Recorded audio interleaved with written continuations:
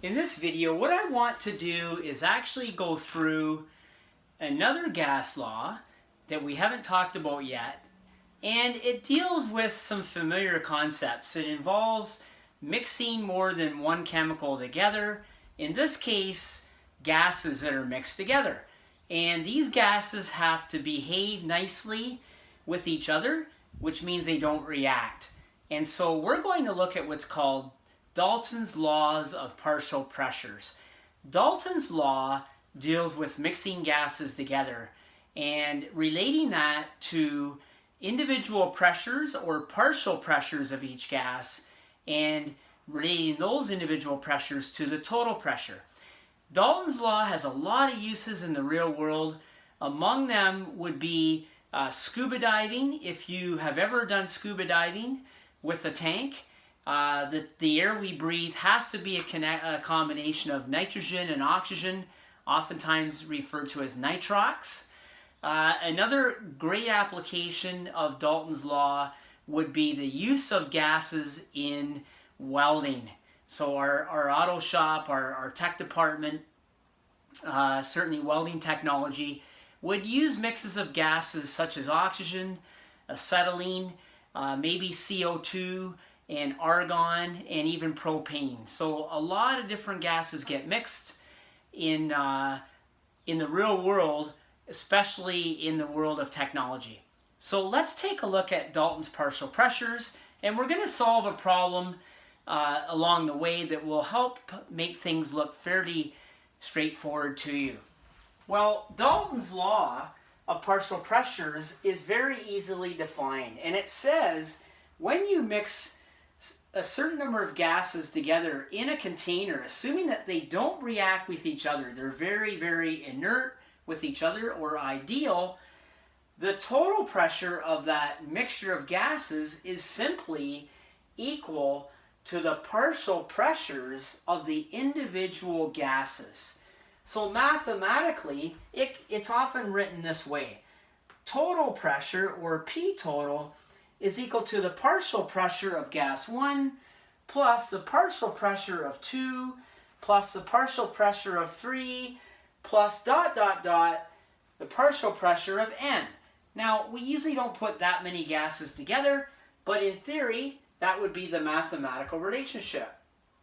And like I said, two great examples of partial pressures would be Dalton's law would be scuba diving and welding. Let's look at a question. So suppose you were given a sealed container with a regulator at the top of it. I know my picture's not great. Just imagine there's a regulator there that measures pressure.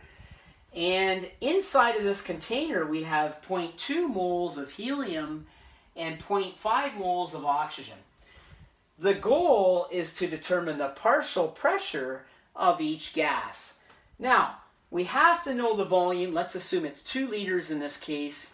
And we have to know the temperature. Let's make that 300 kelvins in this question. Well, the first step is to say to ourselves, if we know the individual moles, we can add those up to get 0.7. So 0.2 moles of helium and 0.5 moles of oxygen is added up easily to get us 0.7 moles total. Now we plug into PV equals nRT. We can solve for the total pressure, or PT, by getting NT RT over V. And when we do that, we get about 873 kilopascals. That's the total pressure of the system. We might be done at this point, but the question said find the partial pressure. Well, the partial pressure of helium is simply 0.2 divided by the total number of moles, which is 0.7, times our 873, which makes sense because the helium makes up 0.2 over 0.7 of the moles.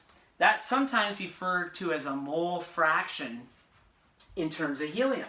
So if we want to find the partial pressure of helium, all we have to do is take that mole fraction, in this case 0.2 over 0.7, and multiply it by the total pressure, 873, and it gives us about 249 kilopascals.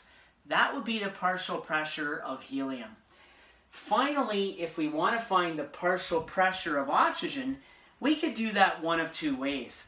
We could subtract 249 from our total pressure, which we know already is 873, and we would get 624. Or you could plug it in, because the partial pressure of oxygen has to be equal to 0.5, which is the moles of oxygen, over the total moles, which is 0.7, multiplied by 873. Either way, you still get the same answer, 624 kilopascals. So there you have it, a very quick abbreviated look at partial pressures. We can find the partial pressure of any gas we want from the mole fractions. You could also find the mole fractions from the partial pressures going the opposite direction, but I'm not going to do that for you. You could just simply work in reverse to figure that out. I hoped it helped. We'll move on next to what happens when we put gases together in the reaction phase. So yes, stoichiometry of gases will be our very final stop in the entire course. Very exciting.